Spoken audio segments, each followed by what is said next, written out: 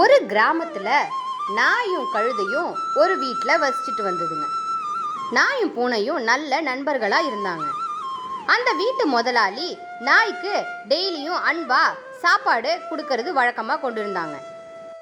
அதை ஏக்கமாக பார்த்த கழுதை நாமளும் ஒரு பெட் அனிமலாக இருந்தால் எவ்வளோ நல்லா இருக்கும்னு சொல்லி யோசிச்சுக்கிட்டே இருந்துச்சு. அன்னைக்கு நைட்டு வீட்டு வாசலில் படுத்து நாய் மாதிரி நடக்க ஆரம்பிச்சுது. நாய் மாதிரி வாலாட்டணும் அப்படின்னு சொல்லி வாலாட்டும் போது அவங்க வீட்டில் வச்சிருந்த எல்லா பானையும் போட்டு உடைச்சிடுச்சு. நாய் மாதிரி கத்தணும்னு நினைச்சா அது கழுதையோட வாய்ஸ்ல ஈஹா ஈஹான்னு கத்துச்சு. அங்க வந்த அவரோட முதலாளிய கூட அது எட்டி உதைச்சிடுச்சு. கழுதை எட்டி உதைச்சதால அவருக்கு நிறைய அடியும் பட்டுச்சு. இதெல்லாம் பார்த்துட்டு இருந்த அந்த கிராம மக்கள் கை கொட்டி சிரிச்சாங்க.